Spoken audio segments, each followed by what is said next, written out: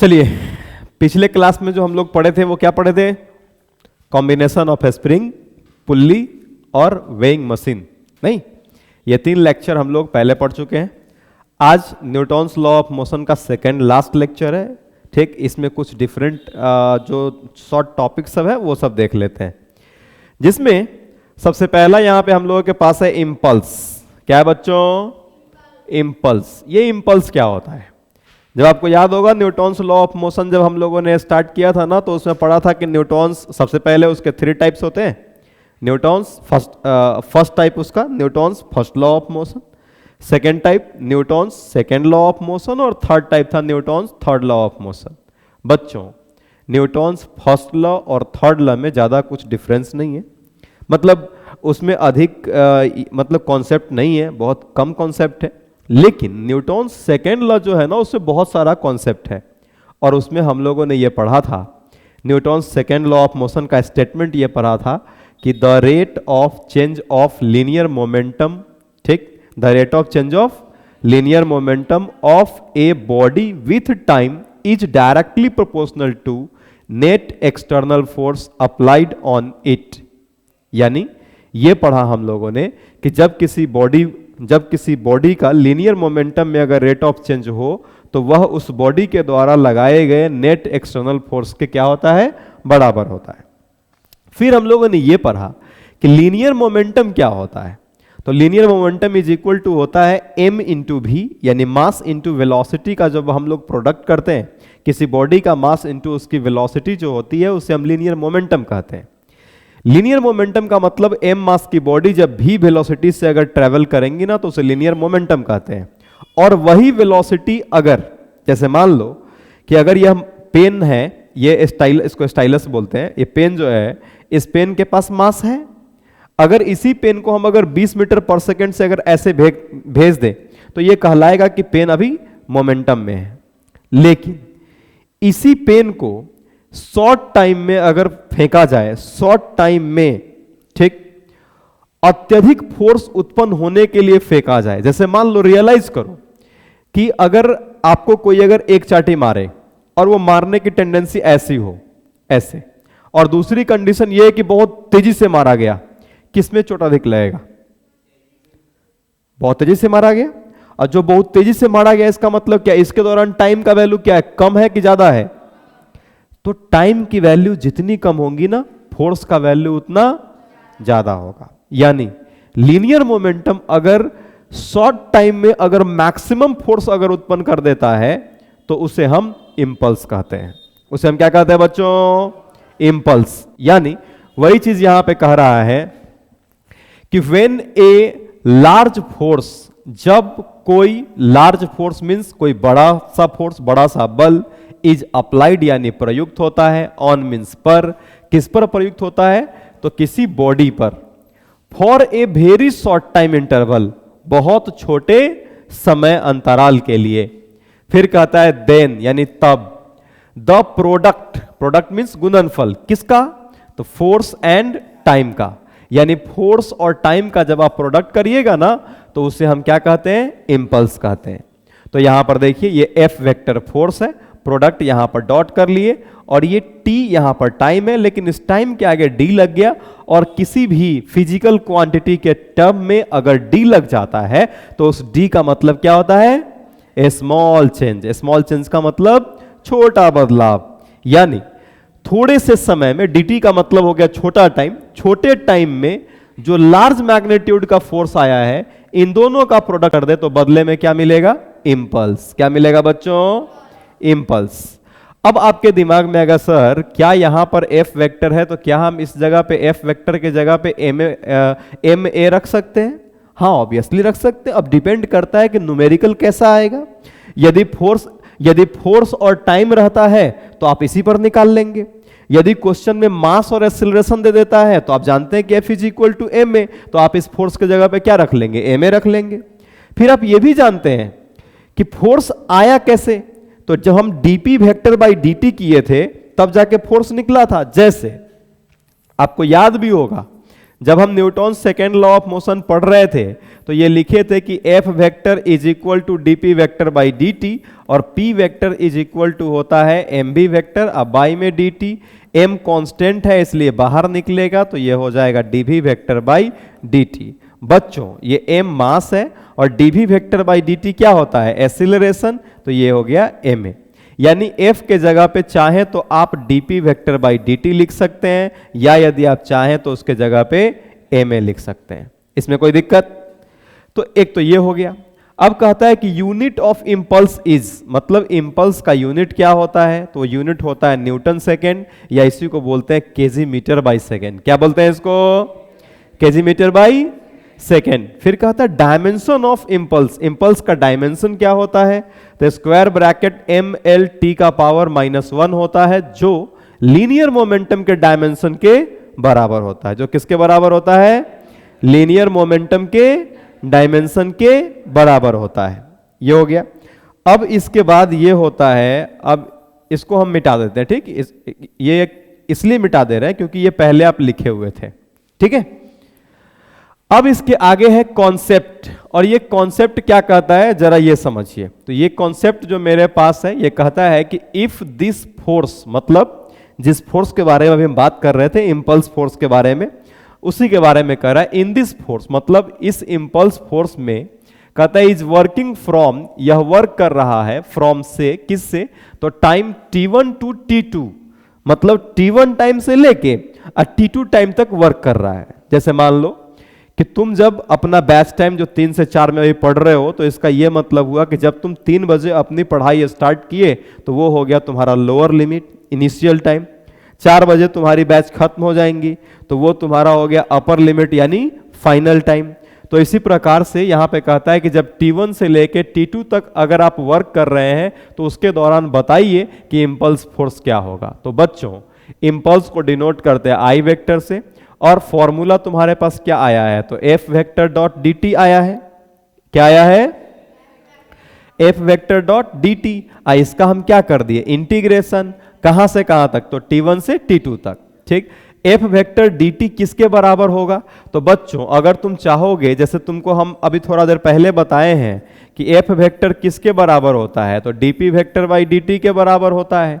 यदि हम इसी इक्वेशन में, यहां जो आपके पास इक्वेशन है ये वाला F vector dot D T, अगर हम इसमें अगर वैल्यू डाल दे एफ वेक्टर का, ये वाला डीपी नहीं डाल सकते, ये वाला value DP by D T, तो एफ के जगह पे अगर हम डाल दे DP vector by D T और ये पहले से डी टी है तो इसका कहानी खत्म हो जाएगा। तो ये क्या बचेगा, डीपी वेक्टर बच जाएगा।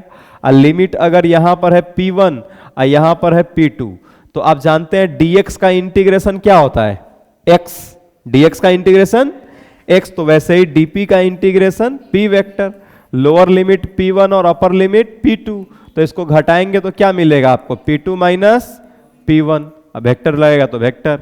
तो इस प्रकार से क्या ये वैल्यू यहां पे आ जाएगा कि नहीं आ जाएगा। क्या इसको लिखना जरूरी है कि इसको मिटा दे बीच वाले लाइन को, रहने दे। तो चलो हम इसको अलग कलर से हम इसको ये कर लेते हैं, पेंट कर लेते हैं अलग कलर से, ताकि आपको पता चले ये एक्स्ट्रा है। मतलब आप इसको लिख लीजिएगा लेकिन ये पता रहे कि अलग से लिखिएगा, साइड में, बीच में नहीं लिखिएगा, साइड में लिखिएगा। नोट एक कहता है यहां पर कि जो इंपल्स है हम लोगों का ना, ठीक है, उस इंपल्स को हम क्या कह सकते हैं, तो उसे हम चेंज इन मोमेंटम कह सकते हैं। इंपल्स को क्या कह सकते हैं बच्चों, यानी मोमेंटम में जो चेंज होता है ना उसी को हम क्या कहते हैं, इंपल्स। लेकिन सिर्फ ये कहने से कि चेंज इन मोमेंटम इंपल्स होता है, इससे डेफिनेशन क्लियर नहीं होता। लेकिन इसी में यह कह दिया जाए कि कोई लार्ज मैग्नीट्यूड का फोर्स अगर स्मॉल टाइम में अगर लगे तो उसे इंपल्स कहते हैं। तो इसमें लग रहा हाँ भाई स्मॉल टाइम की बात चल रही है, स्मॉल टाइम में हमको लार्ज मैग्नीट्यूड का फोर्स डेवलप कराना है और दोनों का प्रोडक्ट कर देंगे तो इंपल्स मिलेगा। लेकिन इसमें ऐसे करने से कुछ स्पष्ट हो रहा है।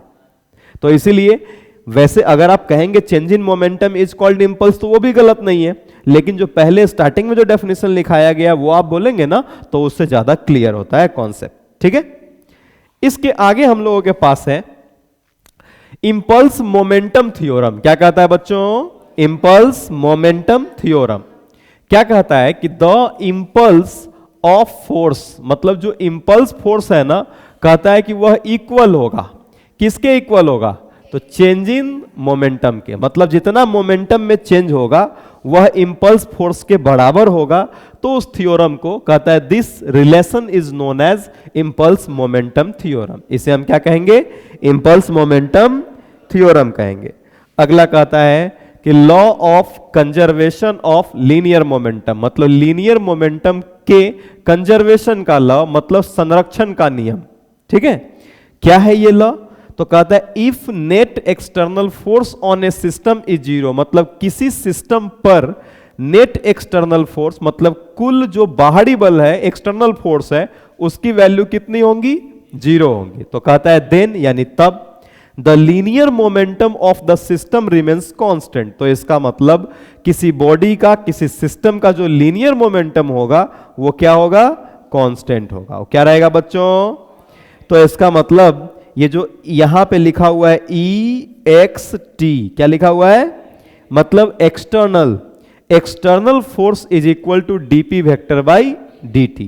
External force is equal to dp vector by dt, ये आ गया। नेक्स्ट अब हम लोगों के पास है वो है रॉकेट प्रोपल्सन। और इस रॉकेट प्रोपल्सन के लिए प्रैक्टिकल तो आप पहले ही कर चुके हैं। दीपावली में आप लोग रॉकेट खरीद के लाते हैं, नहीं? उसको छोड़ने के लिए छठ के घाट पर जब रॉकेट आप छोड़ते हैं, सबसे पहले हम रॉकेट का बात कर रहे हैं, उस रॉकेट के पास मास होगा कि नहीं होगा? जो भी होगा, चाहे 10 ग्राम हो, 50 ग्राम हो, चाहे 1 केजी हो, चाहे 10 केजी हो, 50 केजी हो। आप जो रॉकेट दीपावली में जो छोड़ते हैं ना, उसका हो सकता है कि 50 ग्राम वजन हो उसका, बहुत से बहुत नहीं। बात बाकी अब आपको लगेगा सर 1000 केजी का भी आता है क्या? उससे ही बड़ा बड़ा आता है जब साइंटिस्ट लोग रिसर्च करते हैं, नहीं? तो उन लोगों का बड़ा बड़ा रॉकेट रहता है, नहीं? तो हम सिंपल सी रॉकेट से आपको पहले समझाते हैं। जिस रॉकेट से आप दीपावली मनाते हैं उस रॉकेट के पास मास होता है, और जिस किसी बॉडी के पास मास होती है वह mg फोर्स लगाता है। किधर की ओर?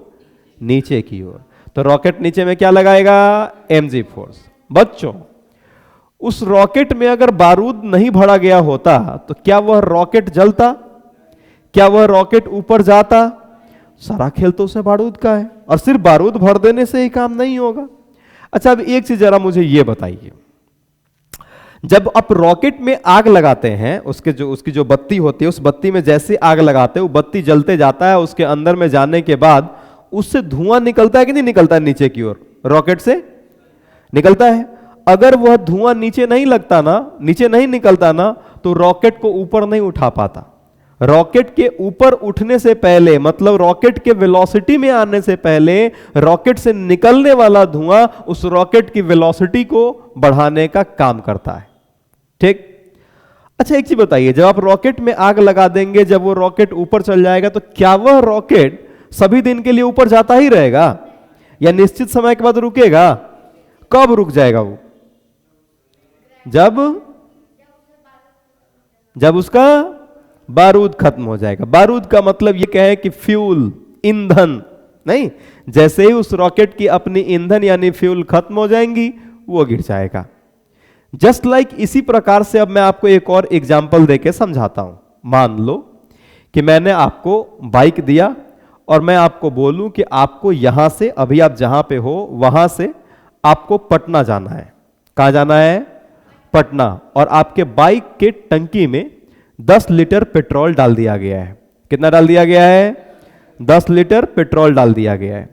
तो जब उसमें 10 लीटर पेट्रोल डाल दिया गया तो आप यहां से पटना गए और पटना से चल के फिर यहां पे आ भी गए, तो क्या अब आपके बाइक में 10 लीटर का 10 लीटर पेट्रोल होगा कि खत्म हो गया होगा? पेट्रोल के पास तो मास होता है, और हम लोग अभी तक यही पढ़ के आए कि मास कांस्टेंट होता है। हमेशा मास कांस्टेंट नहीं होता है। तो किस कंडीशन में मास कांस्टेंट होता है? जैसे मान लो कि तुम मेरा मास अभी निकालो, तो बहुत बहुत कितना होगा? 50 केजी, 60 केजी, जो भी होगा कांस्टेंट होगा। कल भी अगर निकालोगे तो उतना ही आएगा। जैसे आप जिस डेस्क पर अभी आप लिख रहे हो कॉपी रख करके, उसको तुम अगर उसका मास निकालोगे तो जितना मास आज होगा उतना ही मास उसका कल भी रहेगा। तो ये कांस्टेंट मास हो गया। ठीक? लेकिन पेट्रोल के बारे में बातें हुई, गाड़ी के बारे में बातें हुई, तो गाड़ी में जो पेट्रोल रखाया, तो गाड़ी का इंजन स्टार्ट होगा तो पेट्रोल पे चलेगा। तो इसका मतलब पेट्रोल उसका क्या होगा, टाइम के रिस्पेक्ट में खत्म होगा। जैसे जैसे आप गाड़ी को चलाओगे वैसे वैसे पेट्रोल क्या होगा, खत्म होगा। तो इसका मतलब कुछ ऐसे कंडीशंस होते हैं जहां पे मास क्या होता है, वेरिएबल होता है, यानी कांस्टेंट वहां पे नहीं होता है। तो पेट्रोल धीरे धीरे क्या हो रहा है, जैसे जैसे आप बाइक को चलाते जा रहे हो धीरे धीरे पेट्रोल क्या होता जा रहा है, खत्म होता जा रहा है। और पेट्रोल के खत्म होने में क्या टाइम लगेगा कि नहीं लगेगा, लगेगा। तो मास जो यहां पर खत्म हो रहा है वो किसके रिस्पेक्ट में, टाइम के रिस्पेक्ट में। उसी प्रकार से रॉकेट में रखा हुआ बारूद जो है ना, जैसे आग लगाओगे तो ये आग जल के धुआं निकलेगा इसमें से। तो ईंधन खत्म हो रहा है तो ईंधन का मास खत्म हो रहा है, किसके रिस्पेक्ट में, तो टाइम के रिस्पेक्ट में। डी बाई डी का मतलब रेट ऑफ चेंज होता है, डिफरेंशिएशन जिसको हम रेट ऑफ चेंज कहते हैं। तो मास में रेट ऑफ चेंज हो रहा है टाइम के रिस्पेक्ट में, और बदले में ये रॉकेट जो है ना रिलेटिव वेलोसिटी को प्राप्त करेगा। REL means relative, V means velocity. ये किसको प्राप्त करेगा, रिलेटिव वेलोसिटी को। तो बच्चों ये रिलेटिव वेलोसिटी इंटू dm/dt से यहां पर गैस इसका निकल रहा है। जैसे आप आग लगाएं, आग लगाने से धुआं निकल रहा है नीचे, ये नीचे की ओर थ्रस्ट फोर्स लगा रहा है। कौन सा फोर्स लगा रहा है, थ्रस्ट, THRUST। कौन सा फोर्स, थ्रस्ट फोर्स। यानी V रिलेटिव इंटू dm/dt से ये थ्रस्ट फोर्स नीचे लगाया तो बदले में रॉकेट किधर जाएगा, ऊपर। तो उसी स्पीड से ऊपर जाएगा, यानी V रिलेटिव इंटू dm/dt से। अब बदले में mg किधर लगेगा, नीचे। तो अब सुनिए, तो वही कहता है, इसका दो केस है। केस वन कि if rocket is accelerating upward, जब रॉकेट को छोड़, अच्छा कभी ऐसा देखा है किसी को कि रॉकेट नीचे की ओर छोड़ते हुए, नीचे की ओर कहां जाएगा रॉकेट, अर्थ पर से तो हम छोड़ते ही हैं, तो अब जाएगा किधर।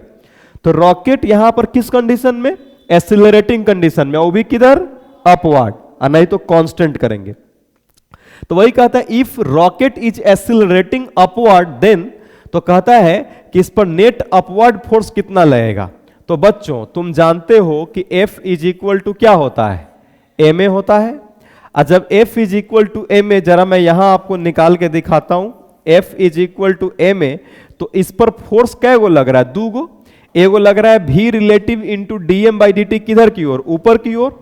तो इसको मान लो कि V रिलेटिव इंटू dm/dt और प्लस ऑफ माइनस किधर, और mg किधर लग रहा है, नीचे। हम डायरेक्टली माइनस mg लिख देंगे तो कोई दिक्कत आपको क्या, क्या हम ऐसे लिखते प्लस ऑफ माइनस mg या फिर दोबारा लिखते माइनस mg, तो आपको समझ में आता, क्या अभी नहीं समझ में आ रहा है, अरे इज इक्वल टू इधर क्या हो गया, ma। यही इक्वेशन जो है ना, ये इक्वेशन इस जगह पे आ गया। जब एक्सीलरेटिंग अपवर्ड है रॉकेट, तो relative velocity into dm/dt minus mg is equal to ma। जब एक्सीलरेटिंग अपवर्ड होगा तब, एक्सीलरेशन में ऊपर की ओर रहेगा तब ये इक्वेशन लगाइएगा। लेकिन कहता है केस टू कि if rocket is moving with constant velocity, यदि रॉकेट अगर मूव करे कांस्टेंट वेलोसिटी से, तो उस अगर कांस्टेंट वेलोसिटी होने का मतलब है कि एक्सीलरेशन क्या होगा, जीरो होगा। एक्सीलरेशन क्या होगा, जीरो। तो एक्सीलरेशन जीरो हो जाएगा, तो इसका मतलब यह हुआ कि ये वाला टर्म जीरो हो जाएगा। और जब ये वाला टर्म अगर जीरो हो जाएगा तो मास इंटू एक्सीलरेशन जीरो, तो ये वाला टर्म जीरो। और जब ये वाला टर्म जीरो तो माइनस mg को उधर भेज दीजिएगा, तो क्या हो जाएगा, V relative into dm/dt is equal to minus mg, उधर जाएगा तो क्या हो जाएगा, प्लस mg। यही कंडीशन है कि नहीं है, V relative into dm/dt is equal to mg।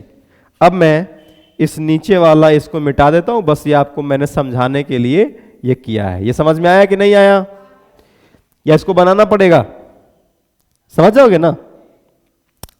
अब इसके बाद एक क्वेश्चन है मेरे पास। क्या कहता है क्वेश्चन कि ए 600 kg rocket is set for a vertical firing.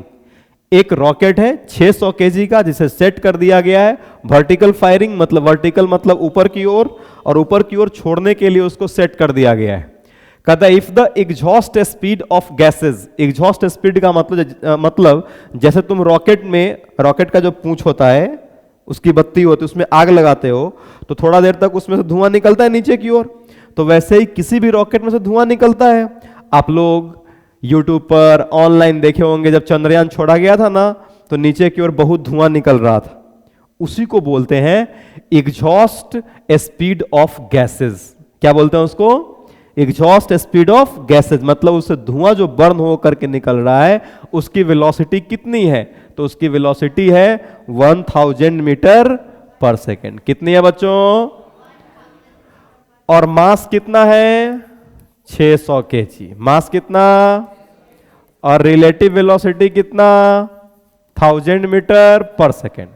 अब कहता है देन, तब calculate the mass of gas ejected पर सेकेंड। आप अब कह रहा है कि उस गैस का मास आप कैलकुलेट करिए, इजेक्टेड जो निकलता है पर सेकेंड, प्रति सेकेंड, यानी उससे मास मास खत्म हो रहा है ना। जैसे मान लो कि अब तुम रॉकेट में आग लगाए, बदले में धुआं नीचे आ रहा है, तो जितना अब धुआं जल जल के नीचे आ रहा है तो इसका मतलब है कि उसके अंदर का रखा हुआ बारूद यानी उसके अंदर का रखा हुआ फ्यूल जो है वो क्या हो रहा है? जल के बाहर निकल रहा है। तो उसका मास धीरे धीरे खत्म हो रहा है कि बढ़ रहा है टाइम के रिस्पेक्ट में?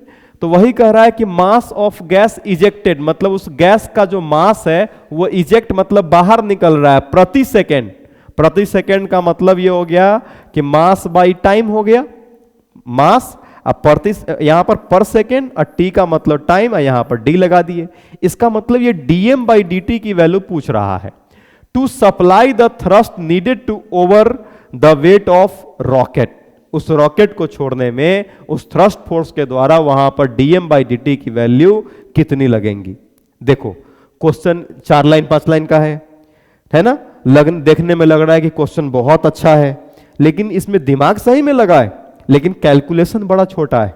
ऐसा ही क्वेश्चन जो होता है ना वो जीमेन नीट में होता है, दिमाग अच्छा लगेगा, ठीक है, दिमाग बहुत अच्छा लगेगा, लेकिन कैलकुलेशन छोटा होगा। ठीक, तो यही चीज अभी जस्ट तुम पढ़े हो कि भी relative into dm by D t is equal to, क्या पढ़े हो? M g. पढ़े हो कि नहीं पढ़े हो? तो ये डीएम बाई डी टी तो निकालना है, तो यहां से ये dm by D t is equal to ये mg ऊपर में रह जाएगा और नीचे में हो जाएगा v रिलेटिव। नीचे में क्या हो जाएगा? v relative. तो ये mg हो गया, m का मतलब ये 600 kg, m का मतलब 600 kg, अब v रिलेटिव का मतलब कितना हो जाएगा? तो 1000 मीटर पर सेकेंड। अब ये और mg और g का वैल्यू कितना होता है? तो 9.81 मीटर पर सेकेंड स्क्वायर। आप चाहो तो इसको 10 मान सकते हो, उसमें कोई दिक्कत नहीं है। इस पूरे को कट कर लीजिएगा, कट करने के बाद जो भी वैल्यू आएगा उसका आंसर हो जाएगा। इसकी यूनिट क्या होगी डीएम बाई डी टी की? तो एम मास है, मास का यूनिट होता है केजी बाई, और टी टाइम है, टाइम का यूनिट सेकेंड, मतलब केजी पर सेकेंड, और जो भी वैल्यू आएगा उसको यहां पर आप लिख लीजिएगा। ठीक है, तो जल्दी से पहले आज जो पढ़ाए हैं इसको नोट कीजिए, फिर इसके आगे चलते हैं हम लोग। चलिए इसको लिखिए पहले।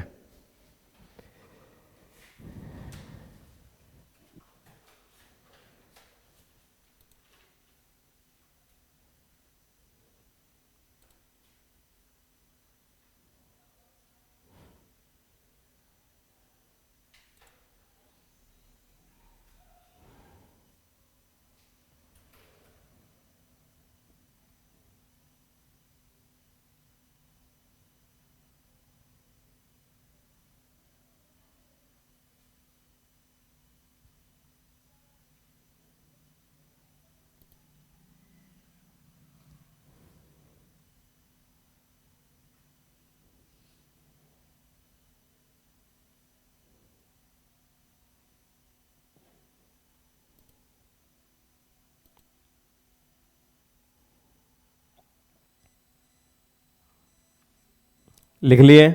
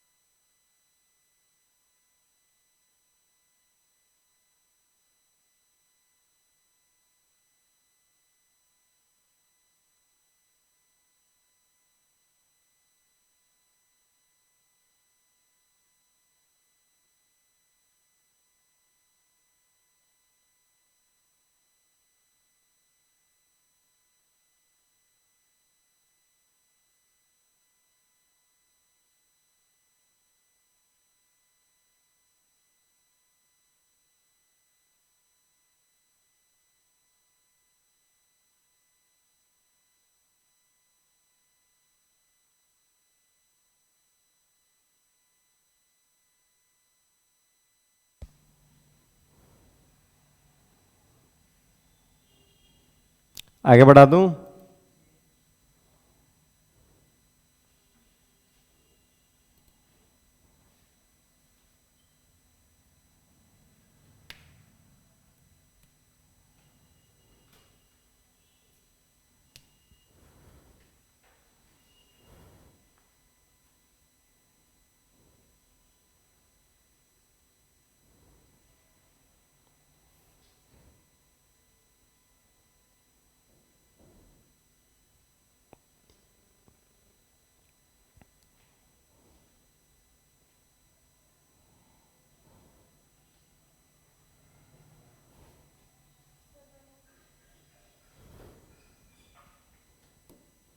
चलिए नेक्स्ट पेज उतारिए इसको।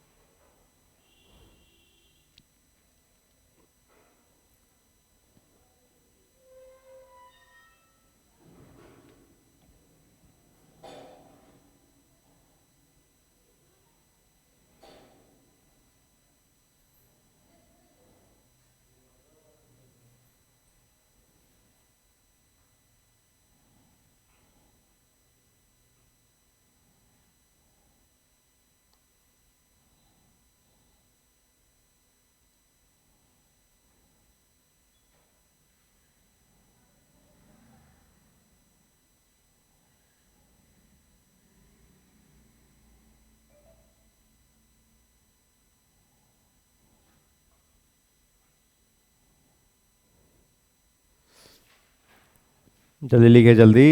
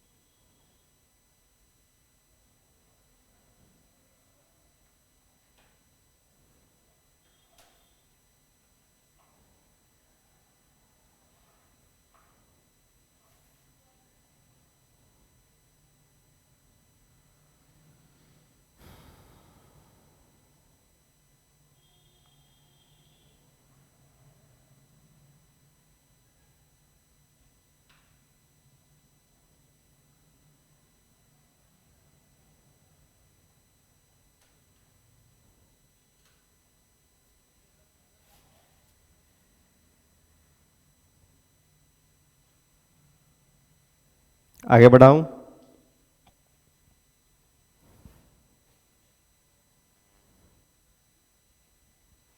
चलिए आगे लिखिए फिर, नेक्स्ट पेज पे जल्दी लिखिए इसको अब।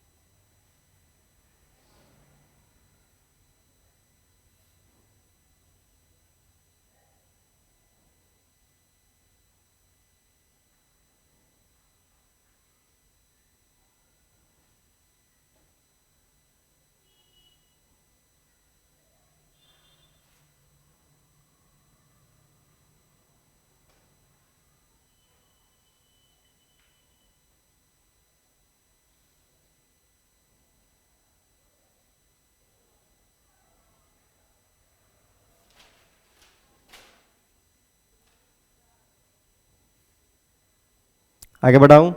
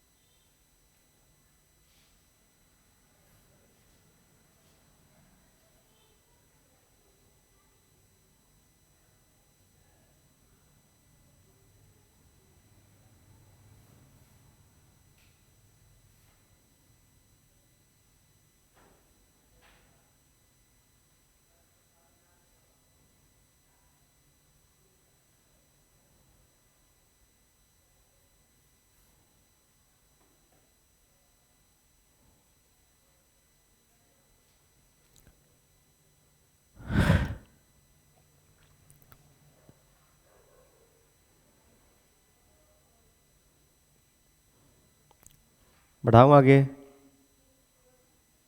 अभी सब लिखिए रहा है इधर।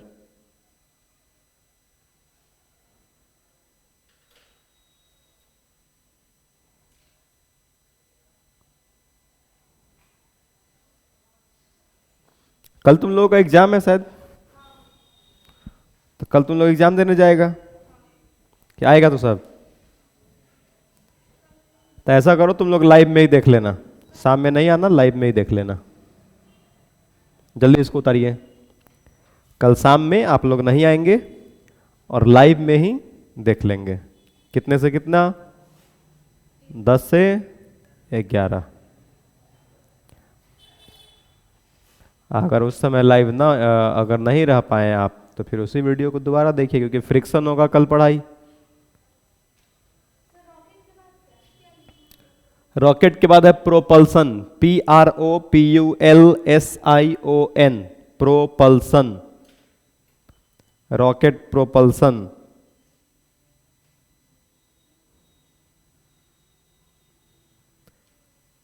न्यूटन्स लॉ ऑफ मोशन का एक और सुडो फोर्स रह गया है, 15-20 मिनट का एक टॉपिक, उसको हम अलग से रिकॉर्ड करके एप्लीकेशन का थ्योरी जहां पे डलाता है ना, उसमें न्यूटन्स लॉ ऑफ मोशन में डाल देंगे, वो आप देख लीजिएगा। कल से फ्रिक्शन चलेगा इसी के आगे। क्या चलेगा? और शाम में क्या चल रहा है? इम्पल्स। शाम में 6 बजे से क्या चल रहा है अभी? हाँ, वर्क, एनर्जी एंड पावर, अभी 2 टाइम चल रहा है फिजिक्स, अभी सुबह और शाम। तो वो क्या लग रहा है, इस सिस्टम हम ऐसे ही लगाए हुए हैं खाली क्लास टाइम में पढ़ाने के लिए? तो काहे लगाते हैं हम? जब क्लासे का क्लास सिर्फ पढ़ाना है तो हमें तक खर्च कर ही किए, फिर तो हम भी वाइटे बोर्ड में पढ़ाते हैं।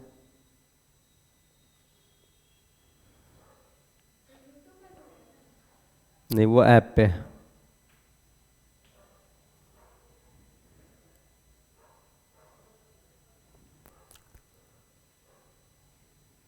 वर्क तुमने लिखा था कि नहीं?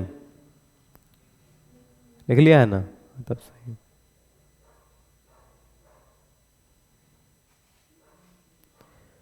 आगे बढ़ा दूं?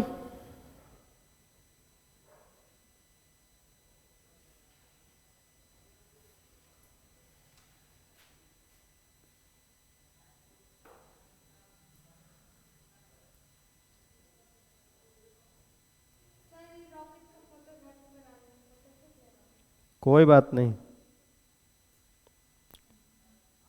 रॉकेट का फोटो क्या, पूरा पूरा रॉकेट साट देना पेज में, ये वो खरीद लेना रॉकेट, साट देना उसमें।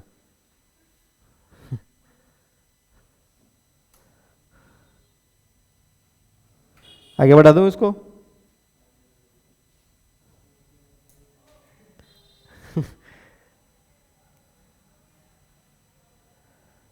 जल्दी लो जल्दी। अरे तो खींचो ना, तो इसमें कौन सी बड़ी बात है, फोटो खींचना है खींचो। मोबाइल की गुस्सा की बात करती है, क्लासरूम में सो जाती है, तुम गुस्सा की बात करती है। ये चलते क्लास में एक दिन सूझ जाती है, फिर उठ जाती है।